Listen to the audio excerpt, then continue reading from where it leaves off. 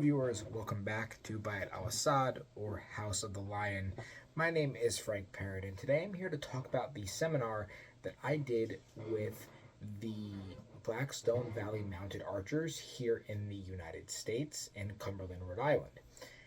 For those who don't know, I've been a practicing mounted archer for the better part of the last 3 years, and I recently brought up the idea about doing a seminar on swordsmanship with them. And even though it's not anything that we can use in mounted archery competitions, right, the group has always had a very organic interest in the rest of the history around people who used bows on horseback. Now, the group I work with is very educated, and they care a lot about the history and culture of these people. So I offered to do a clinic or a seminar on the use, generally speaking, of the many kinds of curved swords that existed in Eastern Europe into the Middle East. And I couldn't really pinpoint which one in particular to focus on, so I did a bit of a broad overview on the general use of swords that have the kind of curvature that you see either nomadic or settled peoples that also fire bows off horseback use. Obviously, right, because not only were you firing bows off horseback, it would also be beneficial to have a sword on you if you could afford it, if you had to get in close and fight. And that's a bit of the gap in the weapons knowledge they wanted me to supplement. So I came in and just did an overview, and that's what I'm going to show you today. I focused on a few regions just to give a general overview, both with a shield and without being used with the sword. So in the first half of the class, I focused on single sword that I drew a lot of my teaching from with Hungarian and Polish saber. And the reason I chose those with them is because both of those cultures either descended from or heavily interacted with nomadic peoples, and surely had their weapons and armor influenced by these nomadic peoples, right? You look at people from Hungary, they had such a large interaction with steppe nomadic peoples. You know, people from Poland as well, and their interaction with the Ottomans, and you can directly see how Polish weapons and Polish swords mimic later century Ottoman weapons. So I use knowledge from both Hungarian military saber manuals, as well as some stuff that I picked up from Richard Marsden's book, just to give them a general idea on how swords with that kind of curvature would be used. Now, I'm aware, right, that obviously these techniques would have changed over, hundreds of years from nomadic peoples to the settled peoples that I'm talking about, but there's still something to say about how those people influence the swordsmanship of later century peoples, right? And we don't have a lot of sources on single-handed saber use from the Middle Ages. We just don't have a lot. So I just used early modern material to give the general idea of how steppe nomadic peoples may have used their swords. And after this, we're actually going to transfer a lot of this to horseback and see how it works.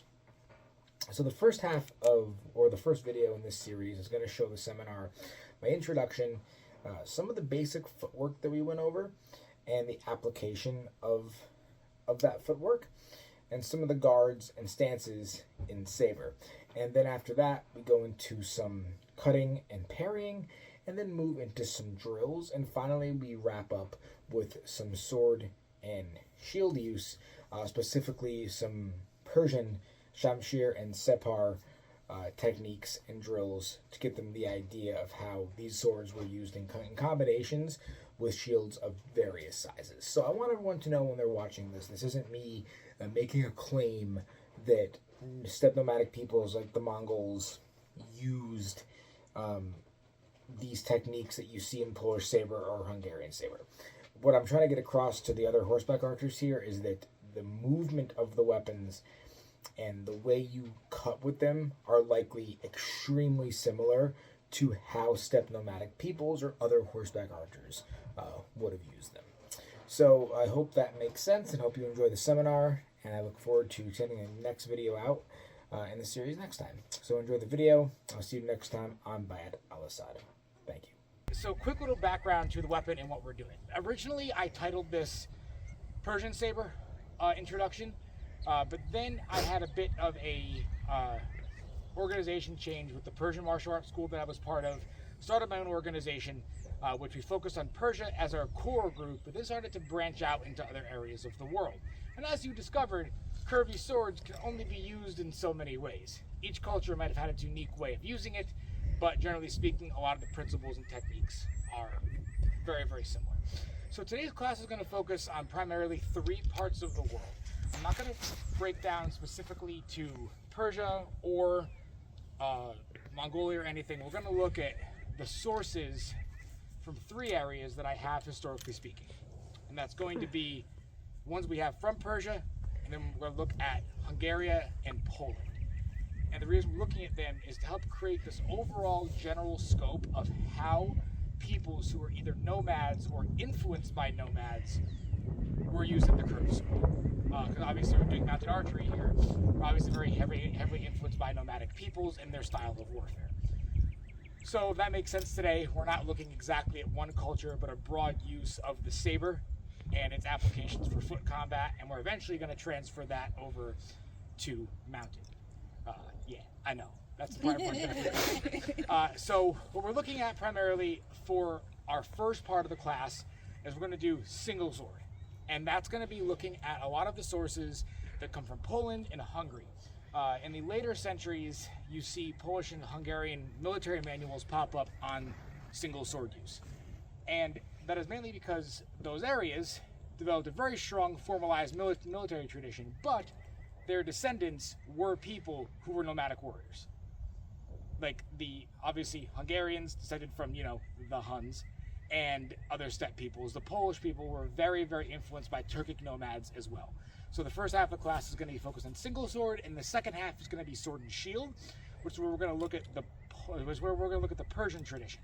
And over the years, Persians both influenced and were influenced by both Mongols and Turkic peoples as well. So we had a lot of military traditions blending in that part of the world. So first half is sword, second half is going to be sword and shield. Does that make sense? Any questions? All right, cool. So let's grab ourselves some stabbies and curvy cutties. All right, who is more comfortable? Looks like right now to make sure you're not going to strike anybody within a formal, within a 3-foot, 4-foot range. I think we're all pretty good. What I want to take mind of though is that some of these swords are meant for you to hold with a gauntlet. So some of the hilts have been elongated. If it feels a little long, you're not crazy. These are supposed for you to hold with gauntlets. So you're not crazy. The grip feels a little holding with an armored hand would be a bit bigger. Yeah. Okay, can I ask a question? Yes. Which way do you hold them? Do they point up or down? I'm gonna go over all that. Okay. So this right here, for general terminology, is a saber. Each culture would have had its own name. A saber is a very European term for it. In Persia, they were called a shamshir. In Turkey, kilij. In Afghanistan, they're called a powar. In India, they're called a tawar. They all have different names in different cultures. Everybody here ever heard the dreaded word scimitar? We don't use that word. Scimitars aren't real. Scimitars are an amalgamation from a very Eurocentric perspective of what any curved sword from the East looked like. So scimitars historically are not real. Scimitars from Skyrim, scimitars from D&D, oh, they're all real swords. But historically speaking, scimitars don't exist. If I hear you call it a scimitar, I'm gonna cry. So yeah. So these are technically a broad term of sabers, but culturally they all have their own respective names. So for sake of today, call it a saber. That is fine with me. Don't call it a scimitar. So these are being fought with edge forward, which is right here. So when you are striking, the edge that you see here that goes on the opposite side of the curve, that's your forward edge. Now, some of these, historically speaking, did have a raised back edge called the yamen, and that actually was intended for you to increase your striking power while mounted. So it's more weight to pull down on the cut while you're mounted. Some of those would have sharpened back edges, but for the sake of today, we have one edge, and that is here, along the front. For your grip, there's a few different ways you can grip these. You can do what we call just the typical brute grip, which is just like this. Thumb usually resting over the index finger. Yeah, that's yours. Thumb over the index. All right, cool. Or some people like to grip with what's called a traditional saber grip if you do traditional fencing, which is like this. Thumb resting on the back. I'm not a huge fan of it. Some people like it. I feel like you could hurt your thumb that way. For using fencing grips, does a pointer over grip apply? I wouldn't, only because of the fact that if you get something sliding down, Lose a finger. yeah, you lose a finger. You could, and there's a variation of that for saber, where there are certain strikes that you actually place your thumb out here, So and that allows you to drive thrusts. with I the don't thumb. know if this would apply to the terminology. That you're thinking? Yes. Okay. Tayaman? Okay, I see what you're saying. Tayaman grip? Yeah, but I wouldn't. No. Not the same? No, not the same. So, generally speaking, those are your two. You've got here, here, and on some variations of Polish saber, there's a ring guard. There's a little ring here where you can slide your thumb into it and use it there. We don't have those, so don't stress that too much today. Okay? All right, cool. Any questions about our grip? Yes. Where? Down here? Oh, Up again? closest to the top. Closest to that. I'm Okay. saying the reason why there's so much space at the bottom is because these are generally intended for you to be wearing with hand protection. Gotcha. But we're not doing armored or heavy sparring today, so we're not worrying about it. Okay. So, first things first is going to be our stance. This part's going to be a pain, and I'm not doing it to be a jerk, but it's very principle. Ask any martial artist that you get your stance down correctly. So with saber, especially in the nomadic tradition, it's super difficult to tell what the exact stance was because they didn't write a lot of this down, right? They weren't exactly saying. They were too busy conquering to write a lot of things down. What we do have from the more literate societies they did conquer, looking at the Persians, Greeks, people who had a more written tradition, can tell us a little bit about their stance. So with saber, what we're going to want to do is your dominant hand, your dominant foot is going to go forward. So you're right-handed, right foot forward. Your left foot is going to be about a 45-degree angle with your toe facing out. You're not heel on heel. So what I don't want to see is this. You're not heel on heel. Saber has way too heavy of a cut to be a heel on heel motion. You have to be heels not in line, back foot about a 45 degree, feet shoulder width apart. And you want to have a nice little sink in your knees and in your legs. You want that little sway to be able to move back and forth. So I'm gonna walk around and I want you guys to get in your stance and sway like that, and I'm gonna come push you. And if you lose your balance, you're in a bad stance. Positioning for the saber. Here's where people start to feel super cool and they're like, I didn't do anything. I just stood here. So there's a few basic guards with your saber. Most importantly, you do not want your chest presenting at your opponent. Can someone tell me why? We don't want to get cut You and don't stabbed. You don't get cut.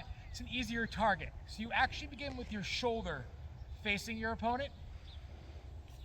And this makes you a more narrow target. Bear in mind, please keep your feet in the same stance. Okay. So feet same stance, but turn your shoulders in. So if I'm here, looking at you, our shoulders fix your front foot, fix your front foot. Pointing me. All right, good. Now also switch your hands to your sword. Good. All right. Now, turn your shoulders to me.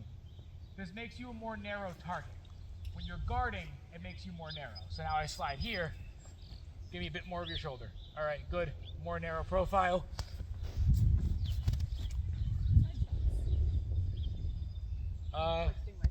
Twisting a little bit too much. Yeah, except now still point your front toe towards me and fix your stance to be a little bit wider. Yeah, good. Good, shoulder. Yeah, good. You're super hard to hit. You're tall. And, all right.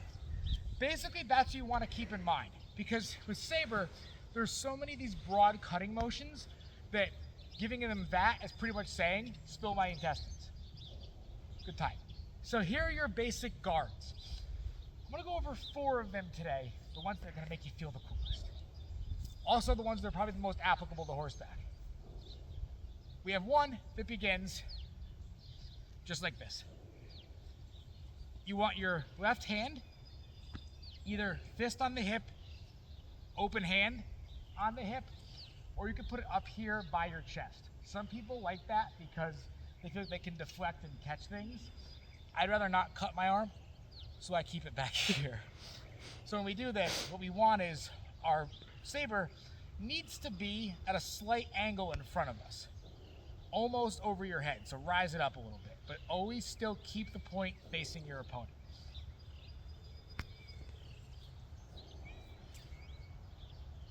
Guard 1. We're going to learn very quickly, you need different guards to counter your opponent's guard. So if someone comes at you with a low guard, you're generally going to be meeting them with a higher guard.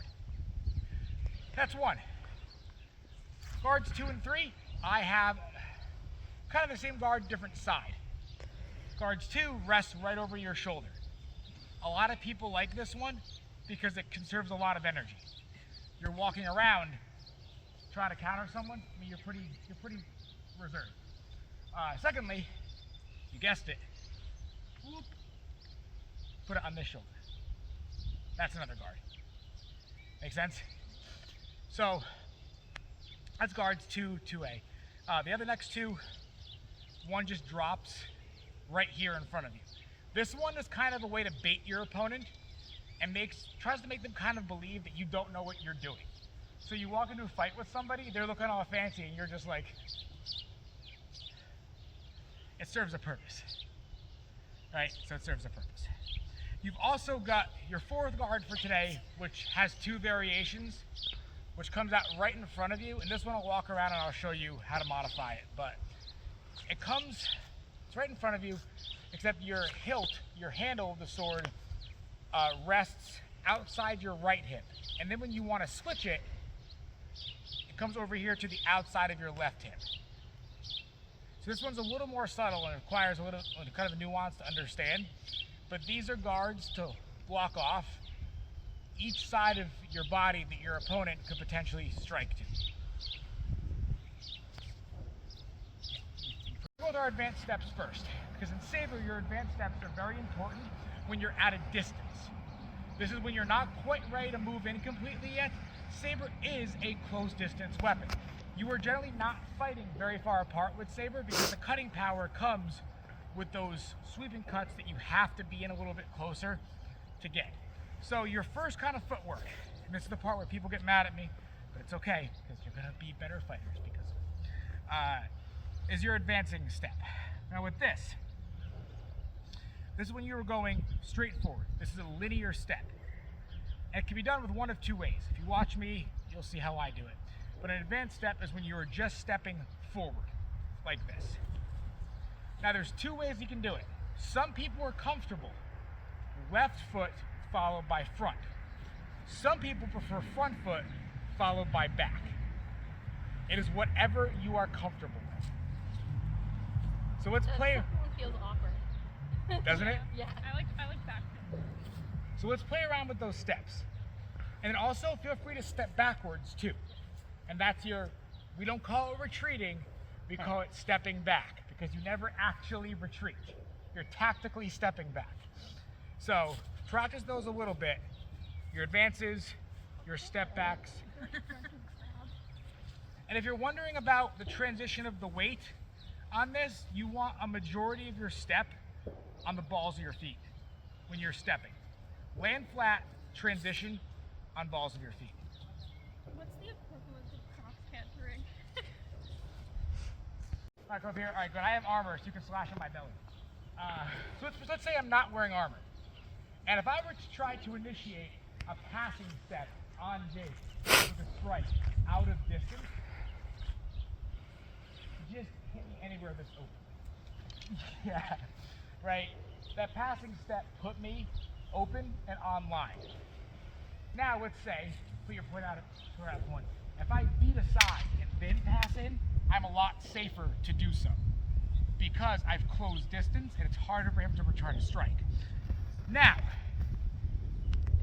most of your cuts are going to be delivered at first from out of distance to hopefully get your opponent and gain gain your footing and gain your distance. Those passing strikes will be useful when you are safe enough to do so. Does that make sense? Don't pass and get yourself closer until you are physically safe enough to not put your body in danger. Thank you. So the passing steps are going to be this, and you can basically transition your saber to each side of the body as you step to get used to your transition. So if you watch my step, here's how it looks. Right foot replaces left. Left foot replaces right. Those are your passing steps.